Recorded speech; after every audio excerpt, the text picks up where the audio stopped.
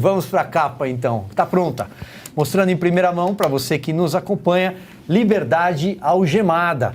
Capa assinada por Augusto Nunes e Christian Costa.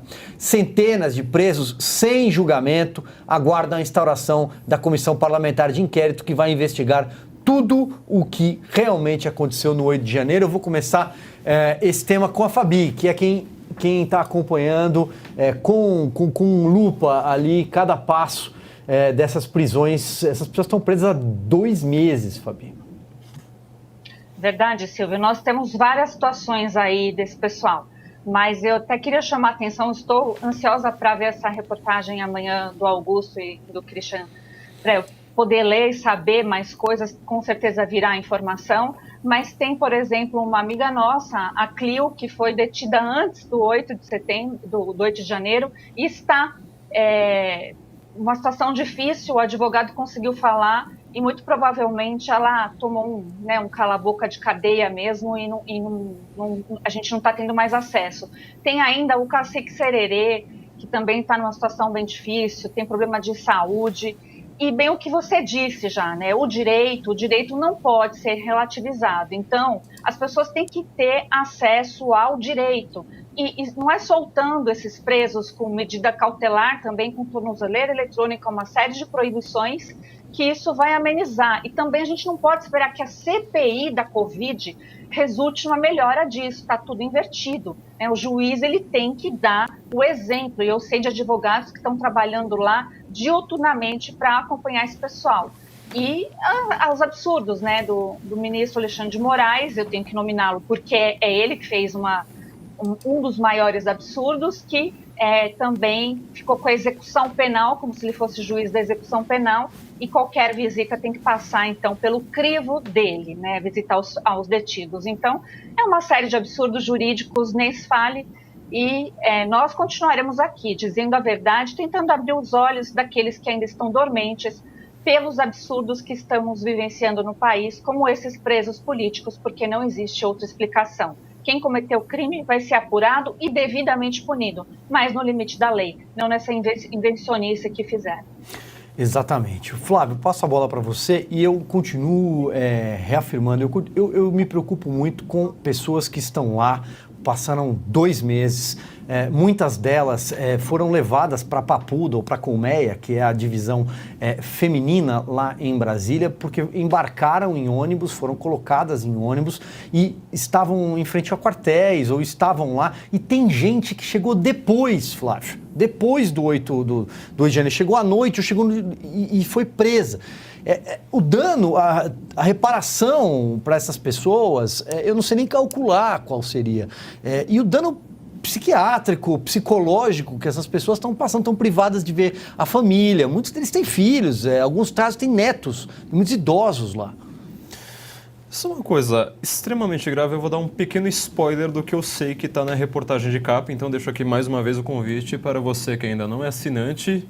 Pega o QR Code, aqui, isso, o QR Code aqui embaixo, tem um passo a passo ali muito simples para você se tornar um assinante da revista Oeste.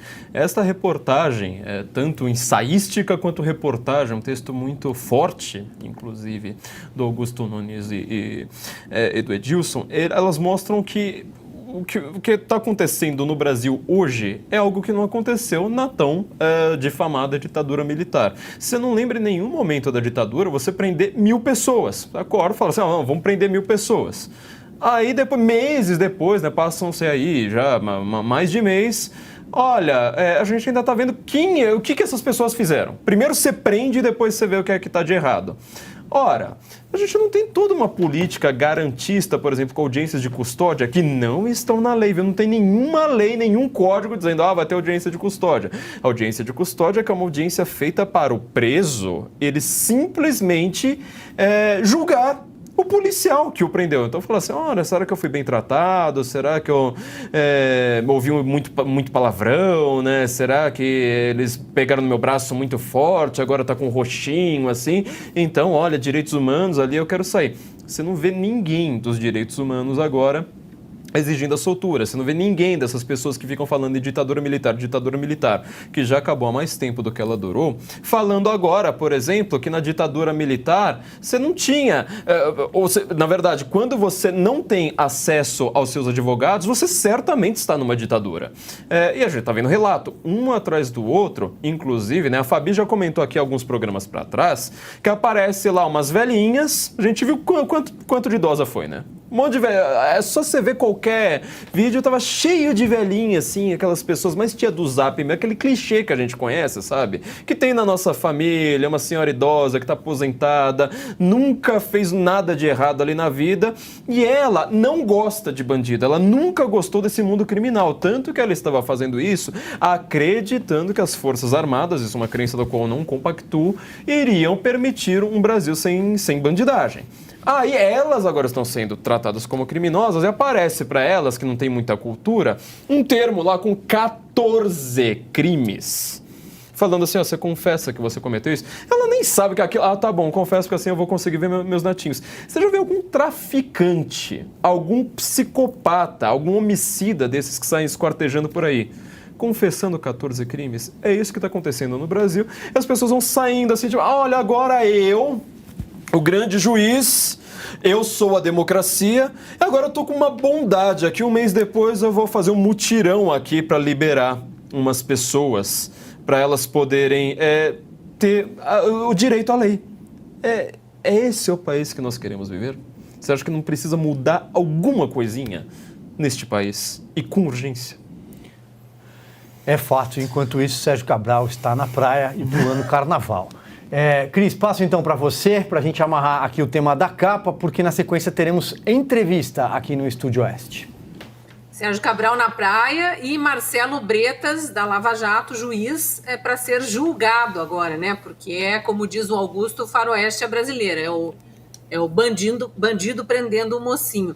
Mas eu queria fazer um complemento em relação aos presos políticos, que está no número de 700 e alguma coisa agora, porque o Alexandre de Moraes foi muito bonzinho e liberou com tornozeleira e com um monte de restrições, passaporte retido, obrigação de se apresentar para o juiz uma vez por semana, e mais algumas exigências, 137 pessoas, parece, nos últimos dias, e tem outros, né? Vamos lembrar que no último fim de semana, a PGR, Procuradoria-Geral da República, pediu que a dona da ação penal, né, ou deveria ser, pediu ao STF, ao ministro Alexandre de Moraes, que solte 700 pessoas.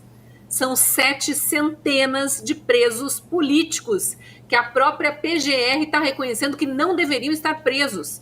Então, daqueles 900 e poucos que ainda estavam presos, quase a totalidade está lá sem razão alguma, sem que haja uma única prova anexada ao processo, um único indício, a individualização da conduta, como a Fabi sempre reforça aqui. E aí eu queria ler hoje, dia 2 de março, teve um grupo de senadores que se reuniu com Alexandre de Moraes, senadores estes que estiveram visitando os presos tanto na Papuda quanto na Colmeia, conversaram com as pessoas e foram lá reivindicar, junto ao ministro Alexandre de Moraes, que solte essas pessoas que são inocentes até que se prove o contrário. Não há uma única prova contra elas e nem uma acusação formal. Fora essas tentativas, né, Flávio, de fazer com que as pessoas assinem ali às cegas qualquer coisa.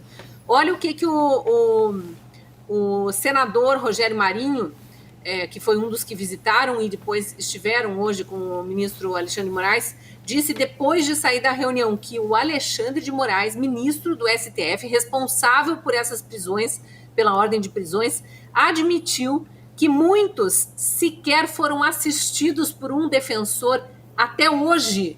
2 meses de prisão porque estavam na frente de um QG do Exército fazendo manifestação pacífica, o que é permitido pela Constituição da República, foram enganados pela Polícia do Exército, que fingiu que ia levar, fingiu não, afirmou que ia levar essas pessoas para um lugar seguro, porque o acampamento precisava ser desmontado a mando do ministro Alexandre de Moraes, induziu essas pessoas a entrarem em ônibus, na época foram quase 1.500, foi uma caravana de ônibus, rodou com essas pessoas, crianças, idosos, mulheres, não teve realmente nenhuma ONG de direitos humanos, nenhum conselho de direitos humanos para ir ver o que estava acontecendo, e depois de um tempão rodando, levou para o algoz, levou para a prisão. Foi aquele campo de concentração, né?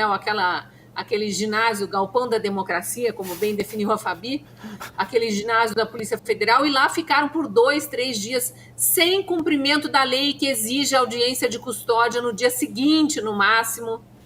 Traficante, homicida, pedófilo, estuprador, todos têm direito à audiência de custódia, ficar perante um juiz até 24 horas depois. Esses de Brasília não. E estão há 2 meses esperando um defensor. Hoje o ministro Alexandre de Moraes admitiu isso para os senadores e falou mais. Como eles não têm um defensor, não há nem pedido formal para que eles sejam soltos, mas nós vamos fazer um esforço, nós vamos pedir que a OAB nos ajude, que nos forneça aqui advogados, para que essas centenas de pessoas possam, quem sabe, né, ficar diante de um defensor e ter o devido direito de defesa, porque o devido processo legal não tiveram até hoje, muito menos aquele trânsito em julgado que beneficiou tantos cupinchas aí da República, né? Não tiveram. Estão presas há 2 meses aguardando um defensor. E quem diz isso é o ministro Alexandre de Moraes.